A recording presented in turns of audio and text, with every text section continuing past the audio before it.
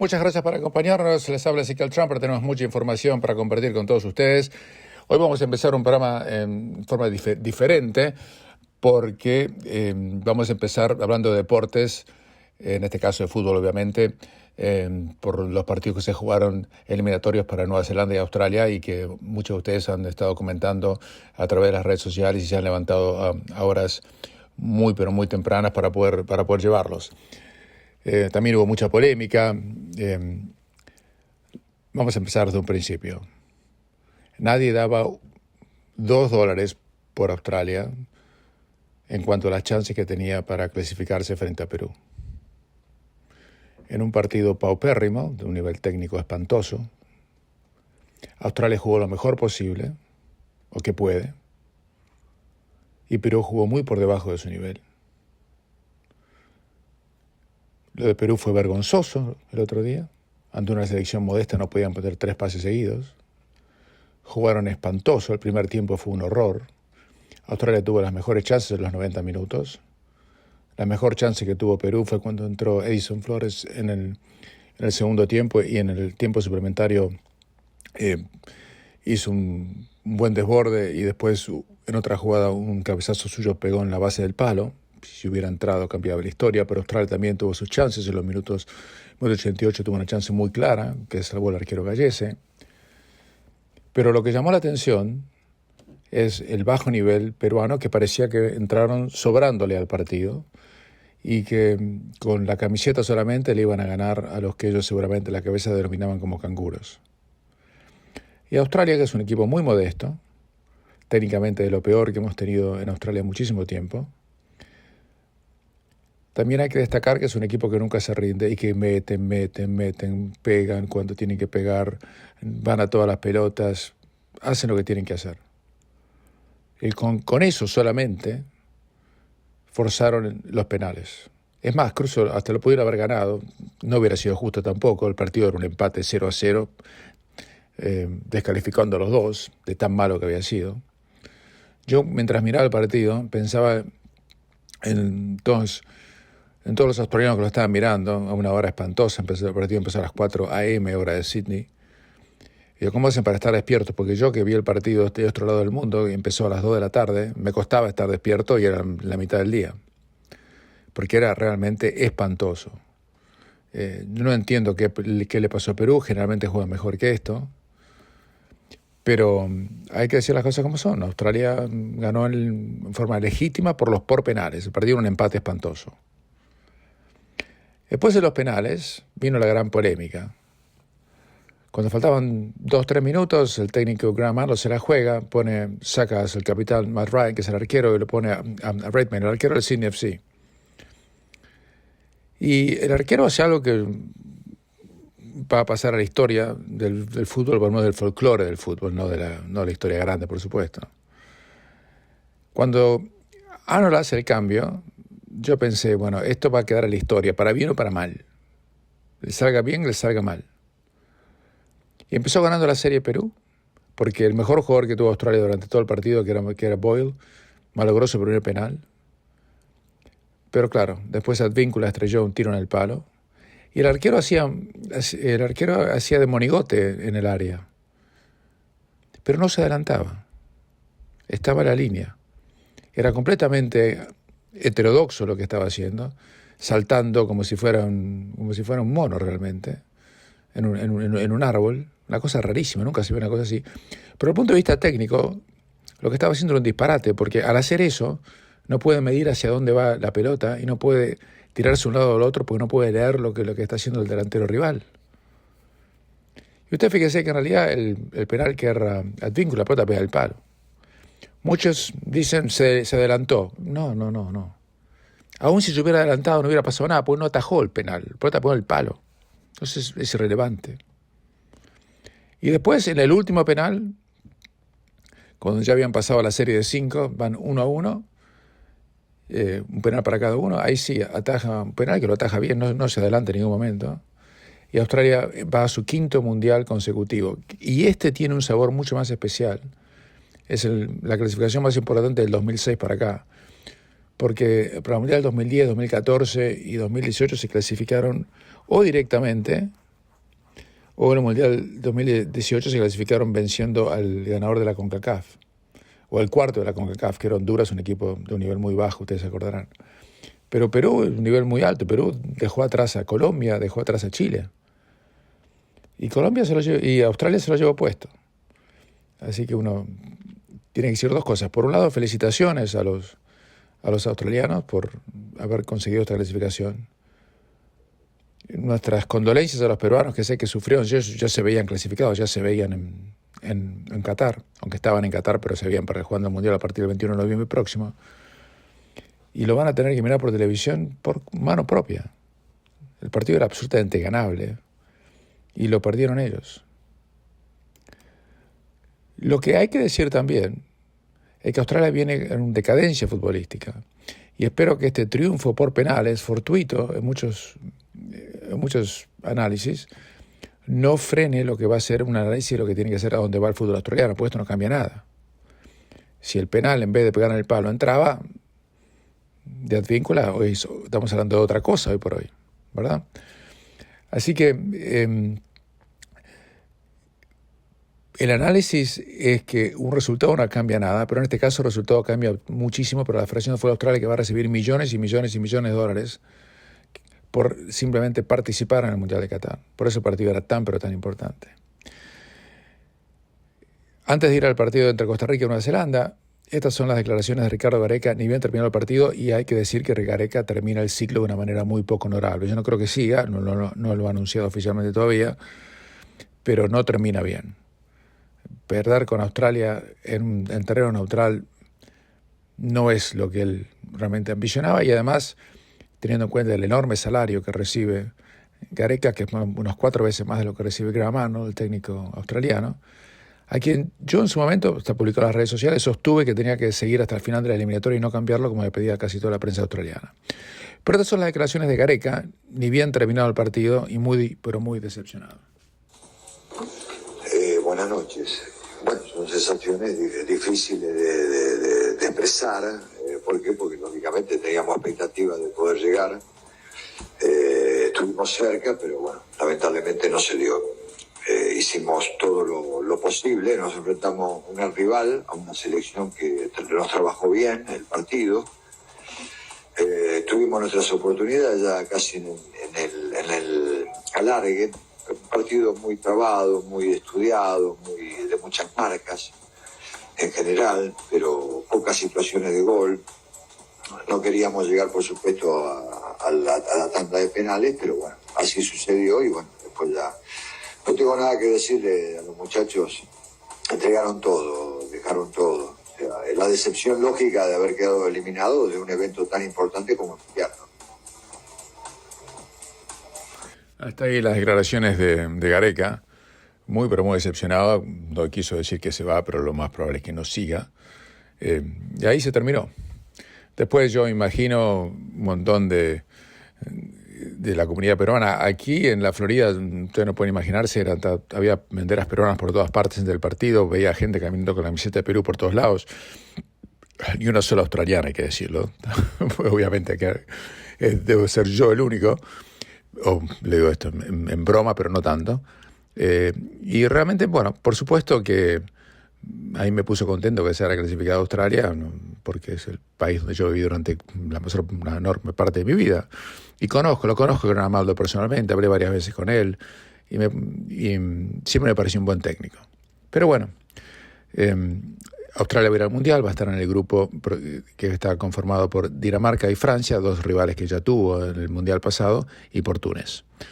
Obviamente uno no puede decir que es candidato, ni mucho menos, ni siquiera para pasar a la segunda ronda, pero partidos son partidos, y a los socios hay que ganarlos porque ponen todo, aunque tengan poco en materia técnica. En el otro partido, Nueva Zelanda no mereció quedar eliminado contra Costa Rica, perdió 1-0 con un gol por Campbell a los 3 minutos del primer tiempo. Y con eso le alcanzó a Costa Rica en un partido donde lo pelotearon. Nueva Zelanda tuvo infinidad de oportunidades, tuvo el control del partido en casi todos sus pasajes. Le echaron en el segundo tiempo a Barbarous, para mí muy mal echado, lo expulsaron. A pesar de estar jugando con 10 casi todo el segundo tiempo, Nueva Zelanda siguió creando chances. Chris Woods tuvo 2 muy buenas. Le anularon un gol en el primer tiempo porque hubo falta contra un jugador costarricense, pero no en el jugada de gol, sino bastante antes. Y esos goles de VAR, esos goles anulados de VAR, que a mí me parece que no deberían haber sido anulados, hubiera sido el 1-1, ¿qué hubiera pasado? No lo sé. Desde el punto de vista técnico fue un partido muy superior al bodrio entre Perú y Australia. Jugaron mucho mejor Costa Rica y Nueva Zelanda al fútbol, a pesar de que son 2 equipos modestos. Y reitero, me dio mucha tristeza la derrota neozelandesa, país donde yo viví durante 12 años de mi vida y tengo su pasaporte, y realmente no merecían perder así. Ahora usted fíjese cómo ha bajado el fútbol latinoamericano. Solamente van 4 equipos de la Conmebol al Mundial. Costa Rica apenas le pudo ganar un equipo semi-amateur como es Nueva Zelanda, un equipo donde ni siquiera tienen liga profesional. La CONCACAF viene mal. El equipo de México, que es junto con Estados Unidos los dos principales equipos, este año dio la sorpresa a Canadá, vamos a ver cómo le va el Mundial. No son potencia. Uruguay fue a jugar de visitante, entre comillas, a Estados Unidos contra México y le hizo 3. Así que realmente todo el fútbol latinoamericano, por más que hablemos lo que hablemos hoy por hoy, tiene 3 nombres nada más: Brasil, Argentina y Uruguay. Todo el resto está muy por debajo del potencial histórico y no van a tener prácticamente nada que hacer en el Mundial. No me olvido de Ecuador, que se clasificó para el Mundial legítimamente, pero uno no ve a Ecuador con chances para avanzar demasiado en el Mundial. Ecuador siempre juega con la ventaja de jugar su partido local a 3.300 metros de altura sobre el nivel del mar, que le da una ventaja considerable.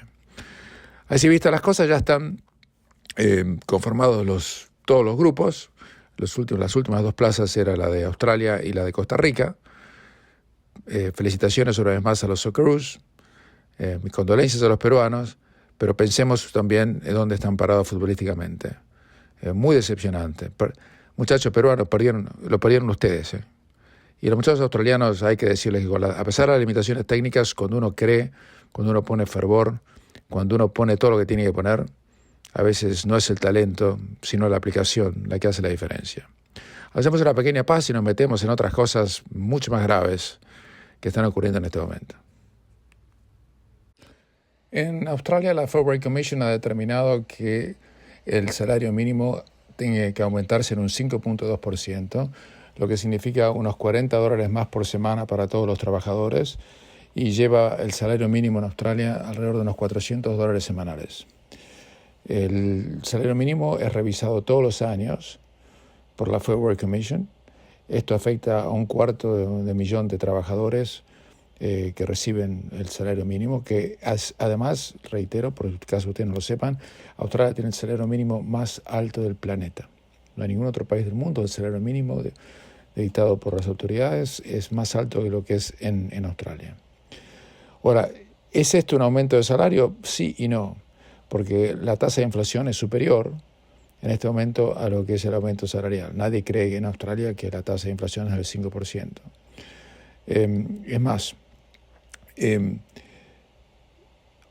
la tasa de inflación en algunos casos es no infinitamente, pero por lo menos 4 o 5 veces superior a la normal.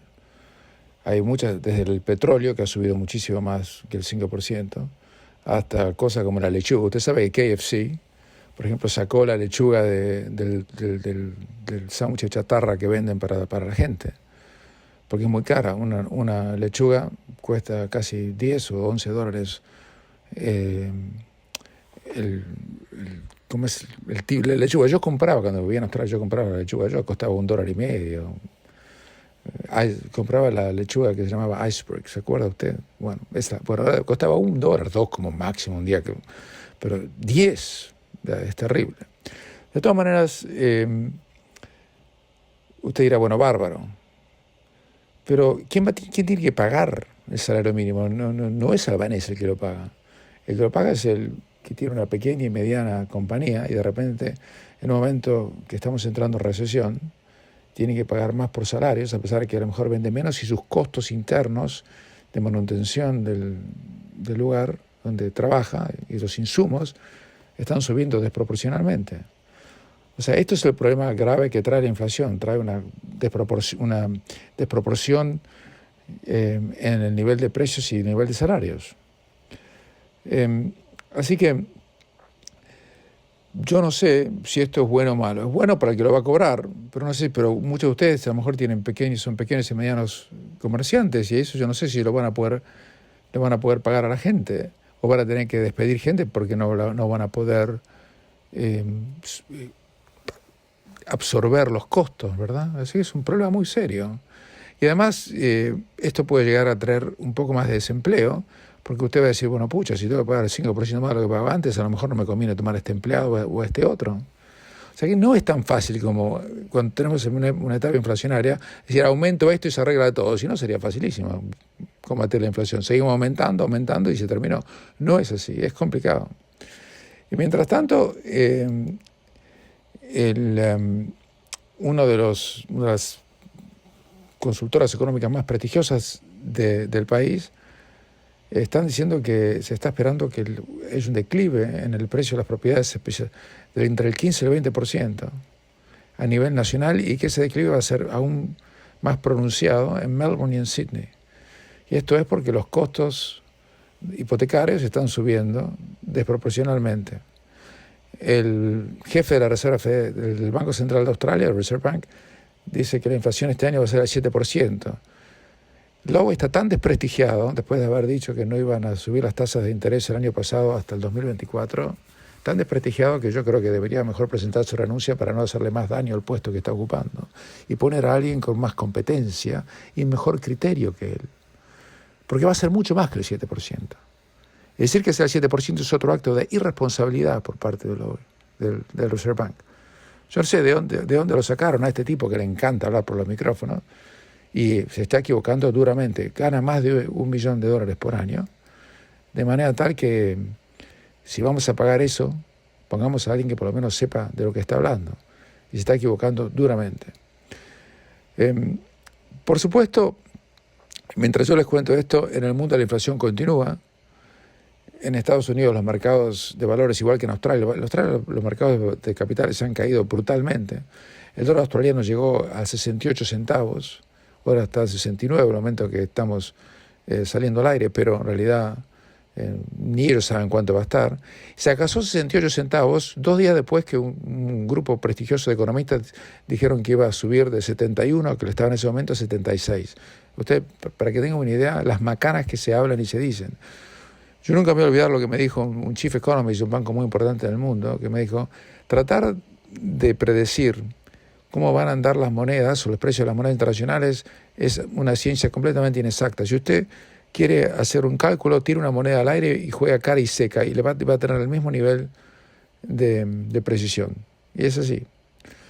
Así que estamos viviendo una época muy, pero muy mala. Además, el problema de la electricidad es tan serio en Australia que se tuvo que intervenir el Australian Energy Market Operator, que suspendió cómo se evalúa el precio o se carga y se costea el precio de la luz a nivel mayorista, porque muchas empresas no lo pueden pagar y aparentemente se temía que haya apagones en Australia. Usted fíjese, tendríamos que ser el país que debería tener la energía más barata del mundo, nos debería sobrar energía, y así todos estamos pasando las de Caín por una pésima administración de todos los gobiernos que han venido en los últimos tiempos, simplemente porque se han devorado el slogan del net zero. Yo creo que, ¿se acuerdan que Australia en un momento dado adoptó la política suicida del COVID cero? Bueno, esta vez quieren hablar de emisiones cero. El problema es que emisiones cero va a durar más tiempo que el COVID cero y va a tener efectos aún más dañinos que el COVID cero. Por uno de los efectos terribles que tuvo el COVID cero, que no solamente arruinó la reputación internacional de Australia, en este momento los australianos están desesperados para atraer estudiantes que no quieren venir. Hasta están haciendo propaganda en Latinoamérica para atraer estudiantes, cosa que Australia jamás debió hacer, porque con los estudiantes que venían de Asia les sobraba. Pero los estudiantes asiáticos no quieren saber nada con Australia en este momento, o no los mismos números que antes, porque vieron cómo los australianos celebraron, colgados del alambrado, cómo el país se convertía en una gigantesca cárcel, que fue lo que hicieron durante la pandemia. y no dejaban entrar o salir a nadie. Entonces la gente no quiere saber nada con eso. Australia hoy está perdiendo gente, no está ganando gente. Y eso también tiene un efecto muy, muy marcado en el mercado inmobiliario. Porque el mercado inmobiliario se alimentaba también de la demanda que existía por parte de los inmigrantes. Bueno, están viniendo. Entonces no están, y por eso hay menos demanda y tiene que bajar el precio de la oferta. Así de sencillo. Yo no sé en qué va a terminar esto, no lo puede saber nadie, pero tenemos problemas en el mercado inmobiliario, tenemos problemas, serios problemas energéticos. Esta semana le han pedido a la gente en New South Wales y en Queensland que no usen porque usa mucho frío, que no usen sus artefactos de luz y gas.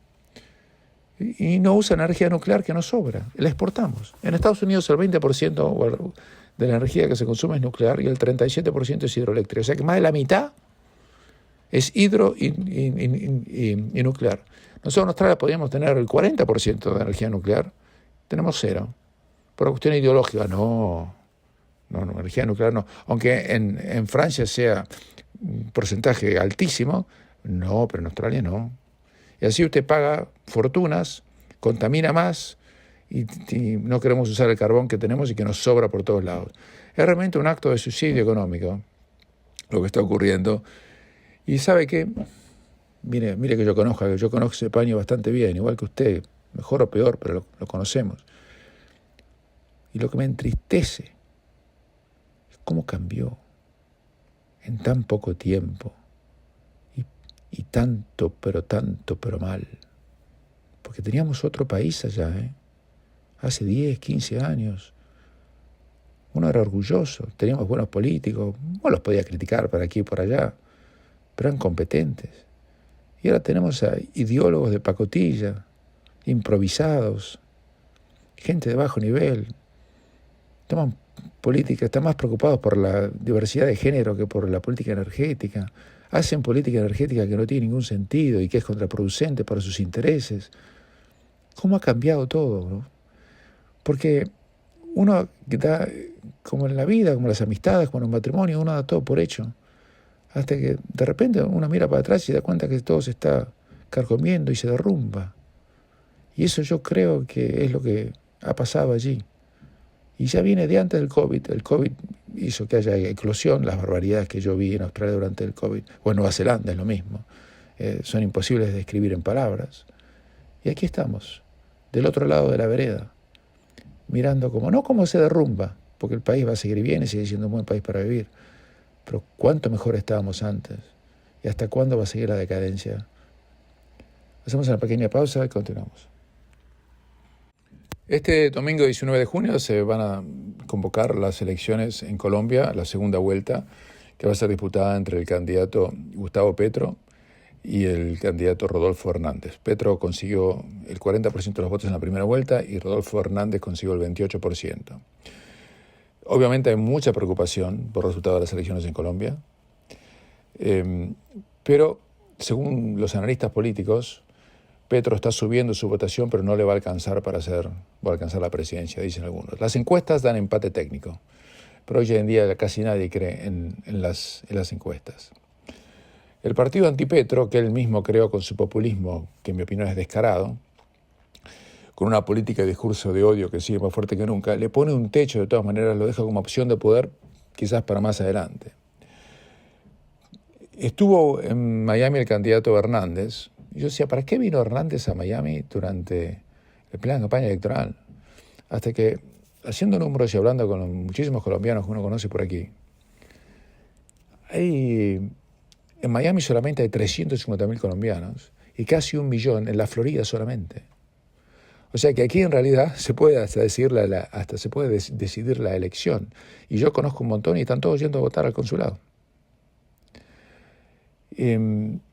Petro es un candidato de izquierda, es un candidato que no inspira confianza. No sabemos si cuando toma el poder va a ser un gobierno moderado o todo lo contrario, va a ser un gobierno que puede llegar a terminar en el castrochavismo. Y de Hernández se sabe poco. Él dice que no le preocupa que lo comparen con el Trump colombiano. Me parece un hombre inteligente, no es un político tradicional. Cuando fue alcalde de Bucaramanga se hizo reunir, juntó un equipo tecnocrático capaz, pero tiene 77 años, hace casi toda su campaña a través de las redes sociales. Por otro lado, la campaña de Petro también se hace a través de las redes sociales, ellos mandan un montón de... Hoy en día las campañas no se hacen como se hacían antes, se mandan por las redes sociales mensajes a las personas conforme a cómo ellos calculan que esa persona es o piensa con relación a su estrato socioeconómico. Se lo digo en serio. Y estamos viendo que Latinoamérica está mirando esta elección como una elección bisagra. En Colombia, voto voluntario. En las últimas elecciones el 55% de la gente fue a votar, que es una participación muy alta, y creo que va a ser aún más el número de gente que va a ir a votar en las próximas elecciones, que reitero, pasan en apenas unos días nomás, horas nomás a veces. El tema es qué va a pasar con los votos de Federico Gutiérrez, el candidato de derecha que quedó fuera de la segunda vuelta. Aparentemente los votos van a ir para Hernández porque el antipetrotismo, para llamarlo de alguna manera, van a consolidarse en la figura de Hernández, pero vamos a ver en qué termina eso. Así que estamos ante una elección realmente bisagra para toda América Latina. Mientras tanto, la guerra en Ucrania sigue absolutamente sin ningún tipo de cambios. Ya nos hemos acostumbrado a que se sigan asesinando entre ellos, entre ucranianos y rusos como si nada. Y el expresidente ruso, Medvedev, que es un delfín de Putin, dijo que Ucrania podría desaparecer en 2 años, que es un disparate, y que muchos dicen que además que la guerra va a seguir durante años más. No se puede entender. Ucrania no puede ganar la guerra a Rusia, a menos que las fuerzas de Occidente vayan a pelear, que no van a ir, le van a mandar armas. Muchas de las armas no están ni siquiera los ucranianos entrenados para poder usarlas. Rusia sigue controlando territorio, están ganando la guerra, porque si no, no hubieran tenido más del 20, ya no tendrían bajo su poder más del 20 y pico % del territorio ucraniano. Y uno no sabe cuál es el límite de Putin en este caso.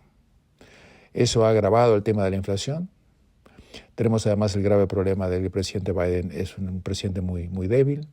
Está en su primer periodo como presidente y se sabe que no va a poder presentarse como presidente, como candidato dentro de 2 años. Se rumorea que el candidato republicano puede llegar a ser el gobernador de la Florida, Ron DeSantis, que es un hombre muy popular, que apenas ganó las elecciones en la Florida con 20,000 y pico de votos, porque ahora ganaría por paliza, se presenta como candidato a gobernador aquí en noviembre de este año. Y el mundo es un berrinche total y absoluto. Y como le decía recién de Australia, cómo todo empeoró en tan poco tiempo, con una tan enorme profundidad. Así que no son buenas noticias que tengo para darle, pero los propósitos de estos programas que le acercamos 2 veces por semana es para que usted piense dónde está parado y no para que usted coincida o no coincida con nosotros. En el próximo programa ya podremos saber si Petro o no Petro, o Hernández o no Hernández, si son importantes para toda América Latina. Y espero poder tenerles alguna noticia de qué es lo que está pasando con la economía mundial. Las tasas de interés en Estados Unidos están subiendo, las bolsas son desastrosas, la gente ha perdido, usted no sabe, la cantidad de trillones de dólares que han desaparecido. Y vamos a ver hasta dónde aguanta esto y el péndulo empieza a moverse hacia el otro lado.